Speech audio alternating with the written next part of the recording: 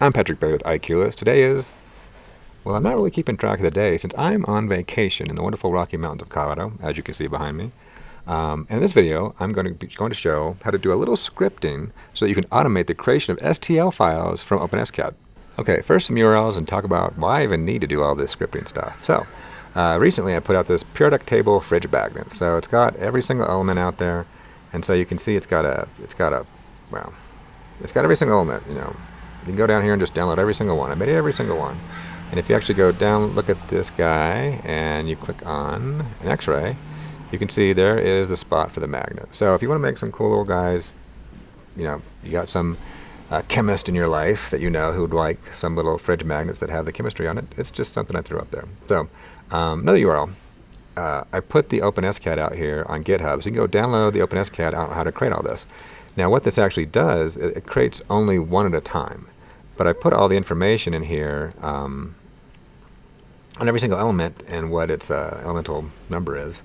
And so then you can just recreate it by just switching a couple of things. So here at the top, you can see, where can I see it? Okay, here's the element atomic number. And you can change the font size if you want to, but if you change the atomic number and the symbol, so here's H for helium and 1, but if I change it to Li and 3, you get the results you want. Or you could just make up stuff that aren't real elements if you want to. But the way I wrote this, since it only makes one STL file, if I want to go make them all, I have to sit here and do this, 118 times. And so I got to go change it, make it, change it, make it, change it, make it. And that's just a lot of time. It's begging for scripting. So as a programmer, here's some other links. So as a programmer, you can just script the whole thing out. So you can call OpenScad from the command line. And here's a link. Go look at this. You can find out some more information, the things that you can do from the command line. You can pass variables in. And also, another thing, when I was researching this, I haven't touched this yet, but for you geeks out there, there's an openpyscad. So you can apparently do all this stuff in Python for those Python freaks out there. I have not touched this yet, but it intrigues me. So maybe I'll touch it at some point. So basically my idea, I knew you could script before, and I've done videos on that, and sometimes it's convenient because you want to adjust things or tweak things. But in this case, I just want to make all the STL files for all the elements in one go, which is what I did, and uploaded them all. But with that, let's show you how I did it.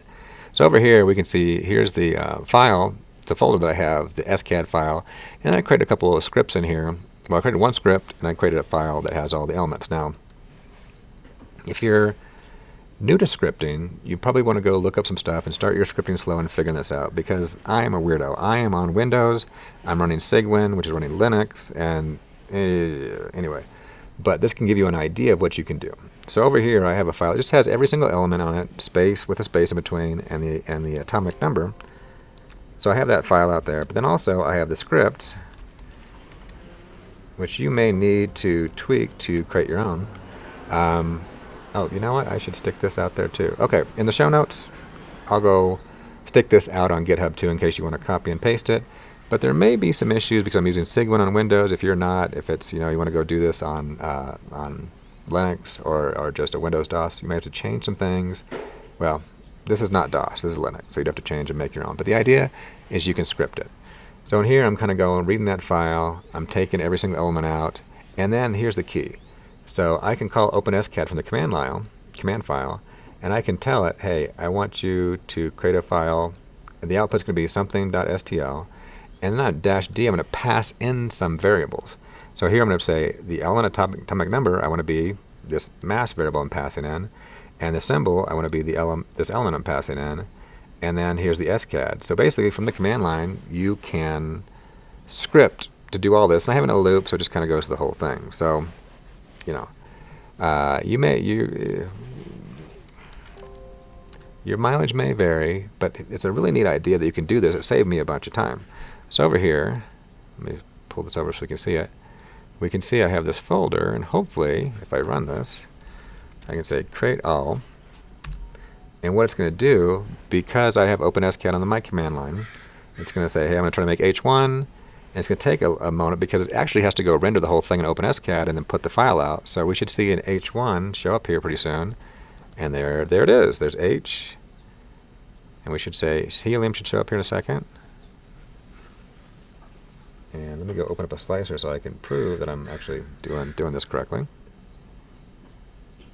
You can see even now it hasn't even gotten the helium done. The hydrogen. Helium is second, sorry. So it's going to take a while to run. But that's the idea, is I can push a button, walk away, come back half an hour from now, and we'll have all my files done.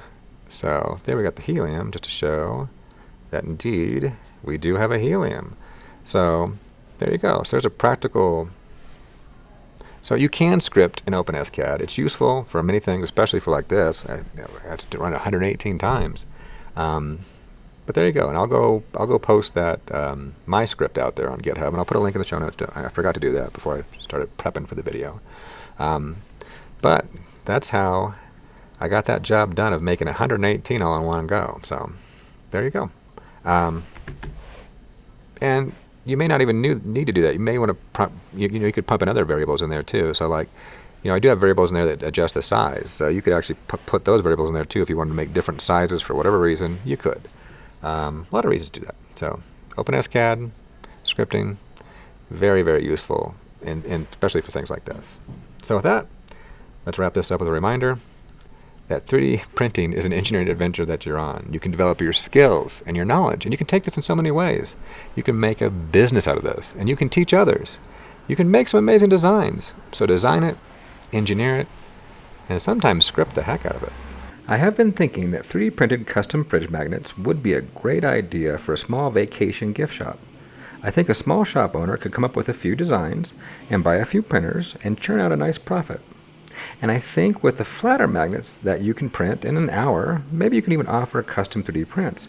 Something done in OpenScad where you could change a name on the magnet, something like Bailey's Vacation 2022. I think it's at least an interesting idea, bringing some small-scale manufacture right into your gift shop.